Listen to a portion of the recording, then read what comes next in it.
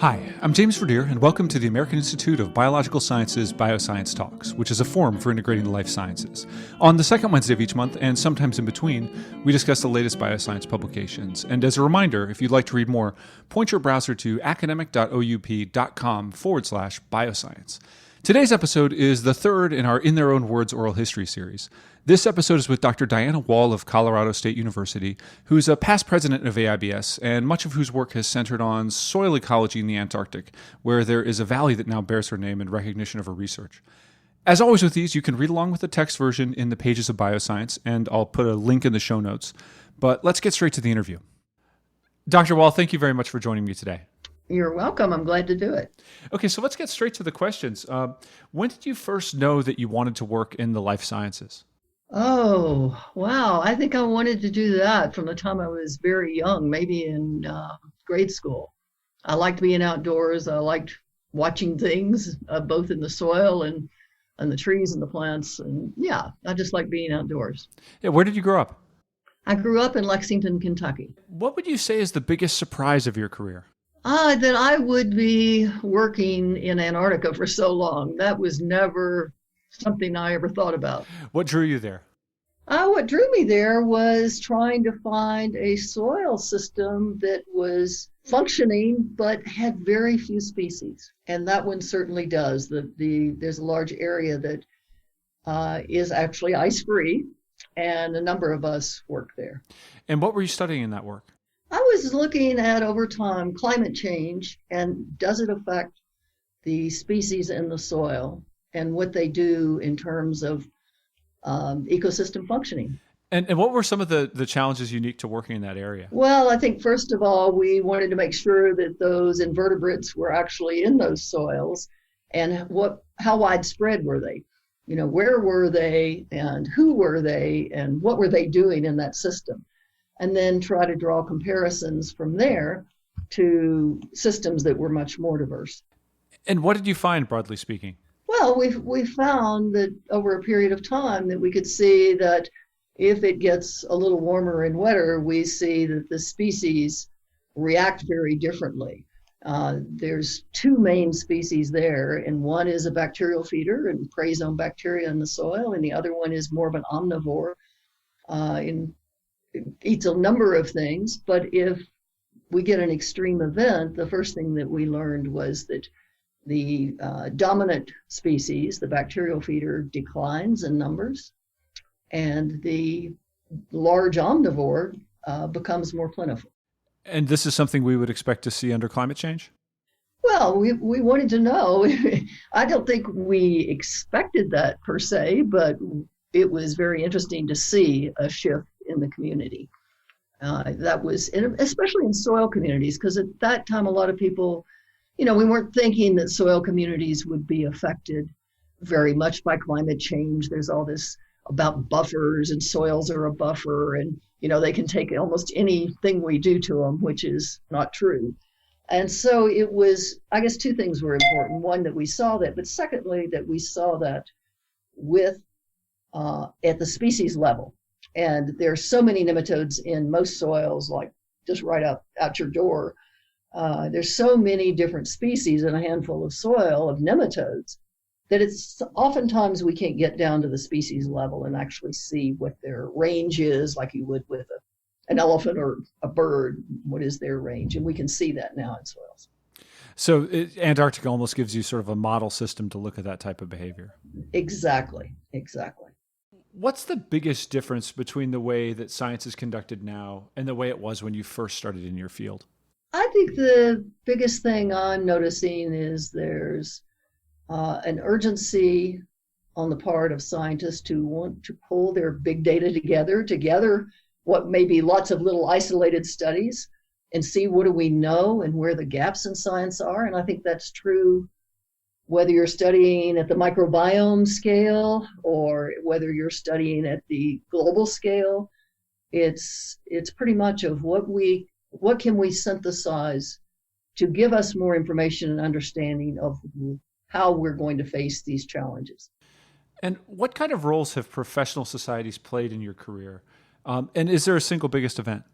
I can't think of a single biggest event, but I would say I think that what was a surprise to me is the recognition that professional societies are so varied. And at different stages of my career, they have been very important to me and to my colleagues. And I would just give for AIBS, for example, how it is a connecting organization among another number of smaller societies, but that takes all their needs and says, this is how we can tie these together or help you out with these. And I think that is becoming a theme of other societies now, is that it's beyond publishing a journal, which we, would pick up in paper years ago, but it's much more this collaboration and connection of people with different interests in wanting to pull disciplines together to identify new challenges or to solve new challenges. Yeah. What would you say was your most challenging day on the job, if you can identify a single one or a period, perhaps? I think probably for a lot of us, it's, do we have the right tools? Are we using the right tools, well, I would just say that, but other people might say equipment. Are we using the right tools and the right equipment to address this particular issue? And that's something that, it isn't on the back of my mind every day, but every once in a while, am I missing something that would really reveal better understanding of what we're looking at under this microscope? What kind of tools would those be? I'm curious. Well, for example, I was just in the Canadian High Arctic at a research station there at Cambridge Bay, and I had never been there before. And yet when I walked in their lab, I thought I would just die for one of these microscopes that they had. And they had a microscope that allowed my colleague and I to sit back to back, me at one bench, him at another.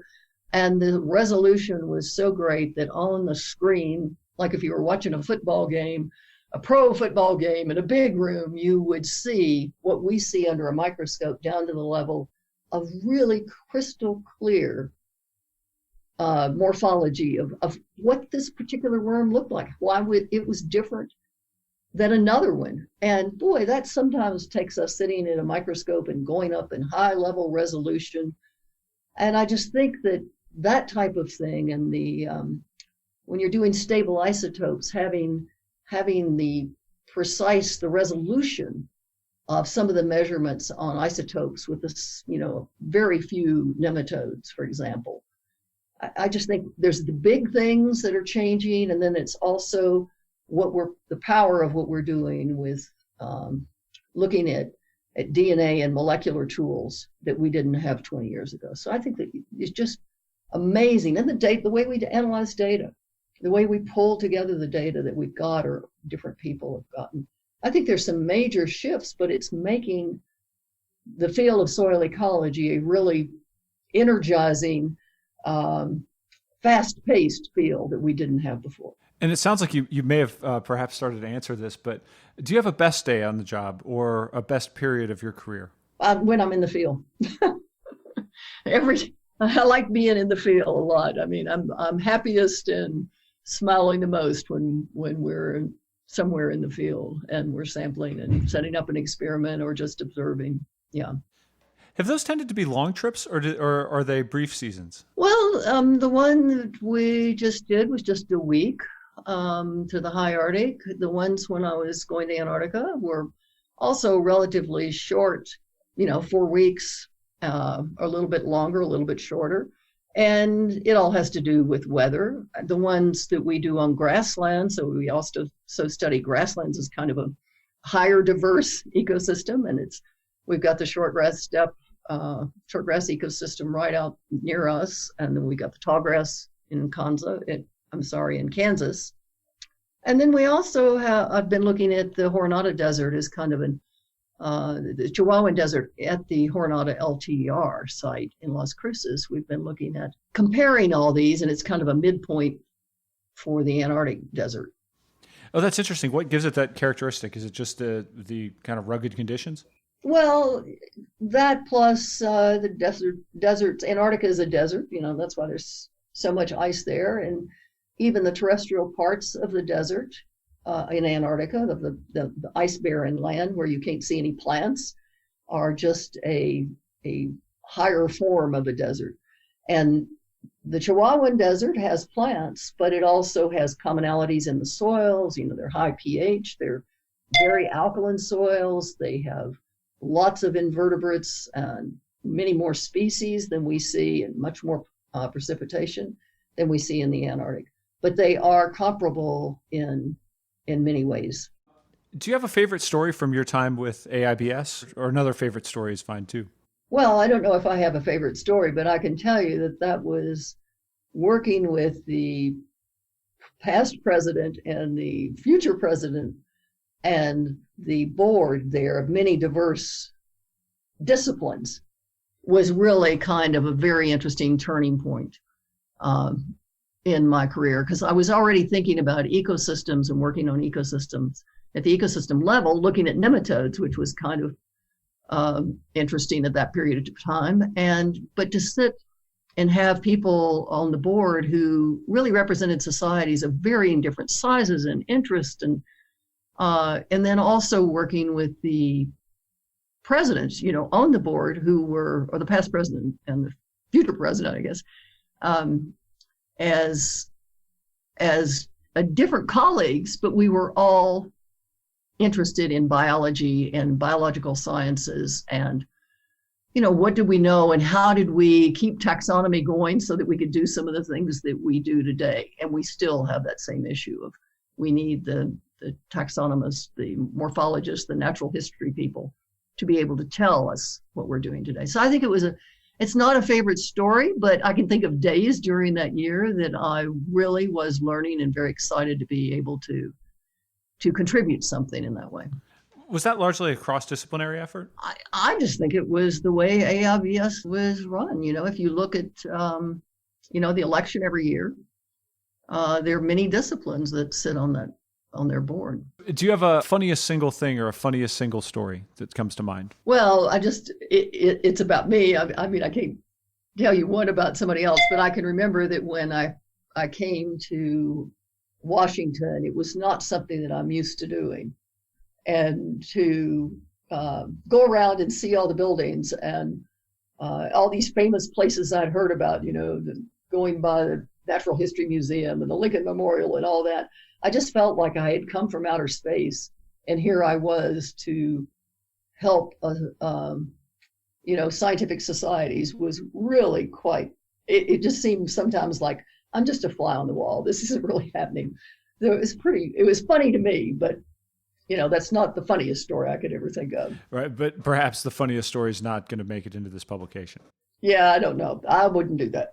Okay, understood. I'm incredibly envious of that experience. Actually, I grew up in the DC area, and so the visual aspect means nothing to me. Yeah, well, it was me running around in running shorts. I only had a certain amount of time before we had to meet the next day, or I had to study. I can't remember which. Study the agenda, and I can just remember putting on my running shorts and running from, to the outside of all these buildings around that.